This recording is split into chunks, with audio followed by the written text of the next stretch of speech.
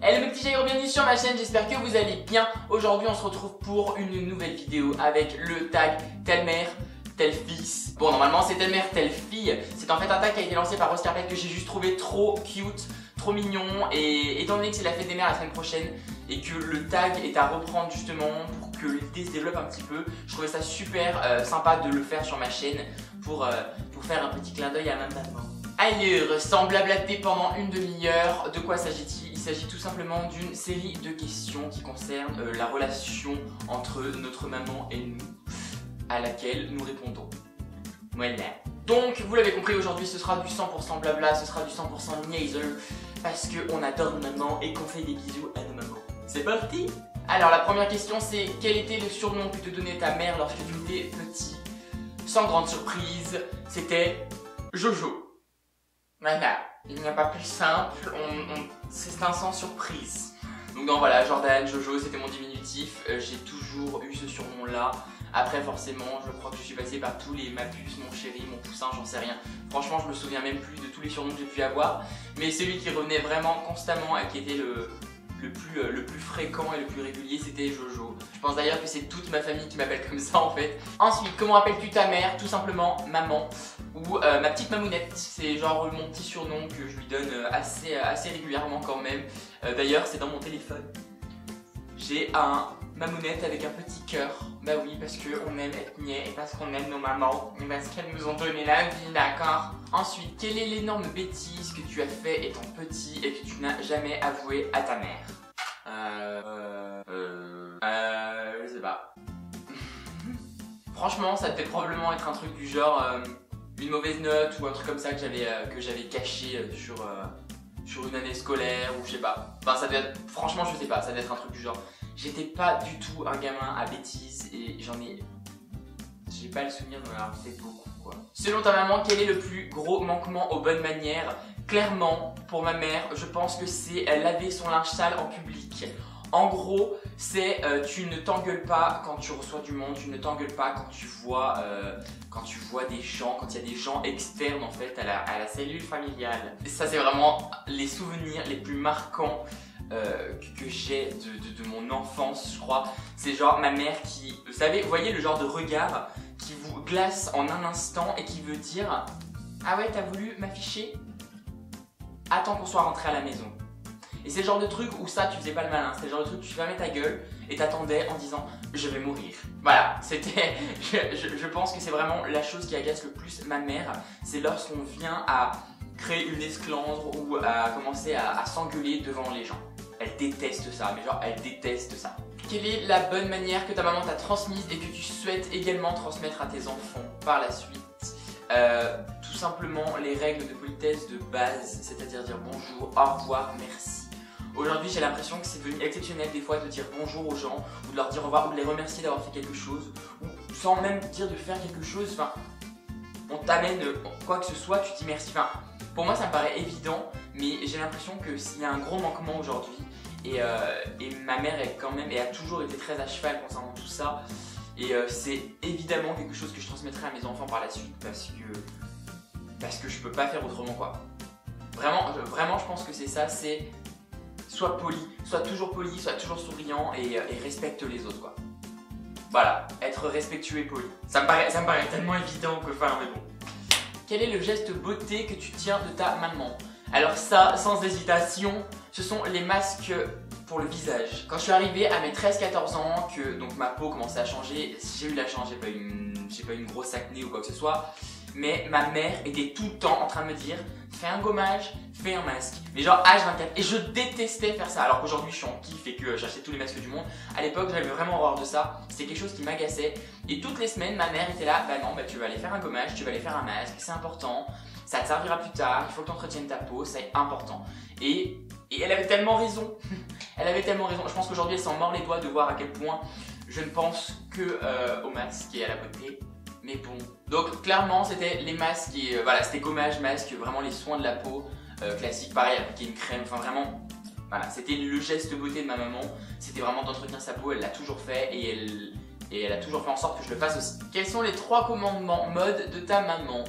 Alors, ma maman, j'en ai deux qui me viennent, j'en aurais pas trois parce que je vois pas. Premier commandement en mode, cire tes pompes. Parce que j'ai un gros problème avec ça. Mes pompes sont tout le temps dégueulasses et j'avoue que je fais vraiment pas attention à ça. Enfin, si, un peu plus maintenant. Mais genre, elle a dû me répéter mais 1 million de fois, cire tes chaussures. Et je le faisais jamais. Et je disais, oui, je vais le faire, Et je l'ai jamais fait. Ou peut-être une fois, genre si elle checkait et qu'elle attendait que je le fasse, quoi. Deuxième, c'était... Et je pense que c'est un peu la règle de tout le monde de ne pas mélanger plus de 3-4 couleurs et de ne pas mélanger 15 tonnes de motifs. C'est ma mère est quelqu'un qui aime le sobre et qui est très élégante et donc elle n'envisage pas de mélanger plein de textures et plein de matières, genre trop. Elle aime pas du tout ça et c'est clairement un de ses commandements mode. En gros, ma mère m'a appris à ne pas ressembler à un porte-manteau. Maman, merci. Bon, la question d'après c'était quels vêtements aimeriez-vous piquer dans la garde-robe de votre mère? Je pense qu'on va passer cette question parce que si je réponds quoi que ce soit, on va trouver ça chelou. Donc, question suivante. Quel personnage réel ou fictif te fait penser à ta mère? Cruella? Non, je déconne. Je dirais Monk. Je sais pas si vous connaissez cette série, mais Monk c'est genre un détective ultra maniaque. Bon, elle s'est calmée, mais ma mère a été genre maniaque à mort pendant tellement longtemps et je l'appelais tout le temps comme ça, on l'appelait tout le temps Monk. Parce que parce qu'elle nous faisait trop penser au gars de la série. Genre, ah putain, il y a une feuille qui traîne ou c'est de travers et... Voilà. Monk. Ou trait de caractère... Attends, c'est quoi la question? Quelle particularité physique ou trait de caractère trahit le fait que vous êtes mère et fils? Alors, physiquement, je ne ressemble pas du tout à ma mère. Ma mère est blonde, aux yeux bleus, très clairs, petite. Genre, tout ce que je ne suis pas... Si, je suis pas très grand, mais bon. Bref. Par contre, en trait de caractère, on est des gueulards de ouf. C'est genre, dès qu'il y a un truc qui va pas, faut qu'on gueule. On sait pas faire dans la dentelle, nous. Et on boude grave. Genre, mon trait de... Voilà. Ce qui fait que je ressemble autant à ma mère, c'est qu'on est des gros gueulards et qu'on réagit de la même façon aux mêmes choses. Désolé, maman. Quel est ton meilleur souvenir avec ta mère?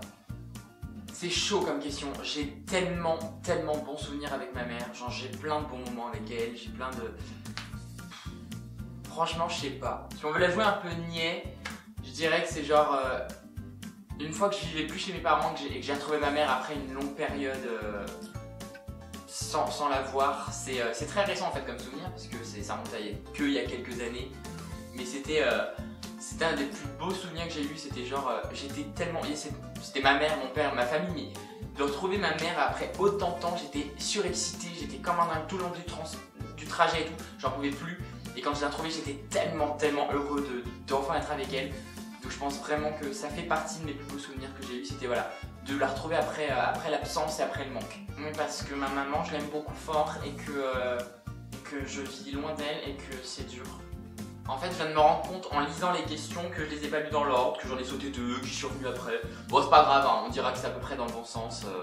Tant que j'y réponds, c'est le principal. Hein. Quelle est la bonne manière qu'on devrait remettre d'actualité de ma maman, selon moi? Je l'ai déjà dit tout à l'heure, c'est les règles de base de politesse. Parce que aujourd'hui, quand je vois des gamins qui ne disent pas bonjour, qui ne disent pas au revoir, j'ai envie de leur foutre ma main dans la gueule. Ensuite, quelle est la bonne manière que ma maman m'a transmise et avec laquelle je ne suis pas d'accord?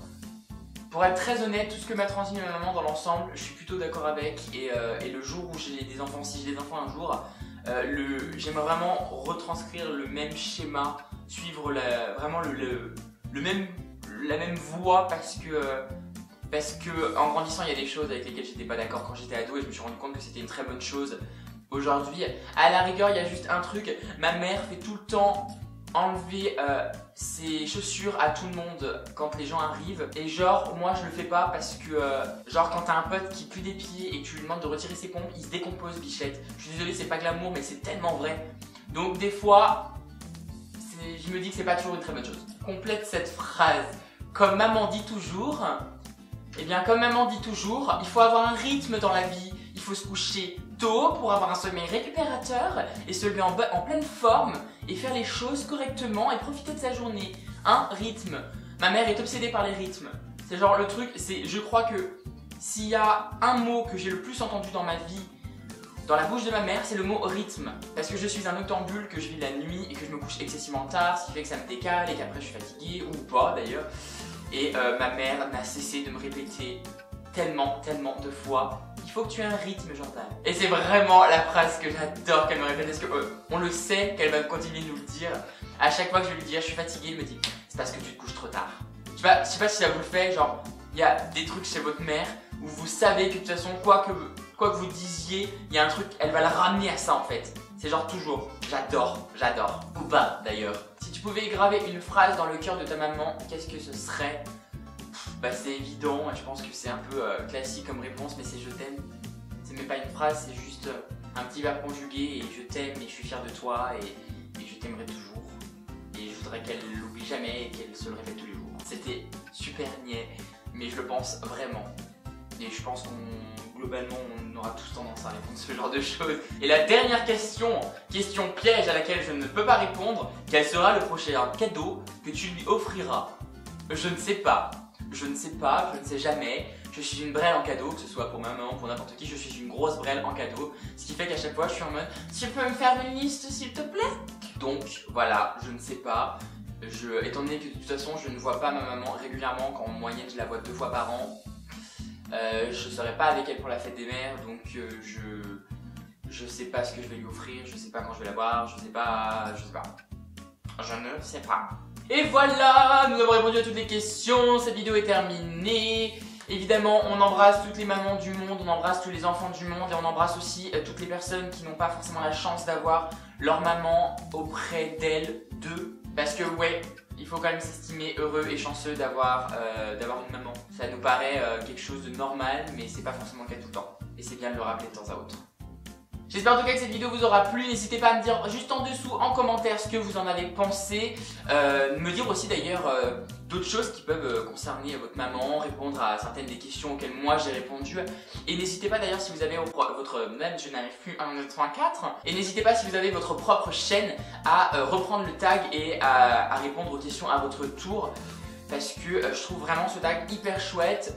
Simple à réaliser et vraiment trop cute, trop mignon parce que la fête des mères, bah voilà, c'est l'occasion des fois de dire à nos mamans qu'on les aime quand on le dit peut-être pas assez. Bon, moi je le dis à chaque fois que je raccroche le téléphone, mais pour ceux qui ne le font pas, c'est l'occasion aussi voilà, de leur rappeler qu'on les aime. Je compte sur vous bien évidemment pour vous abonner à la chaîne, liker la vidéo en lâchant un petit pouce et partager la vidéo. Ce serait sympa de la partager au maximum pour que le tag soit reproduit par le plus de personnes possible. Je trouve ça vraiment sympa quand on a un petit conseil comme ça de tag à reprendre. Voilà.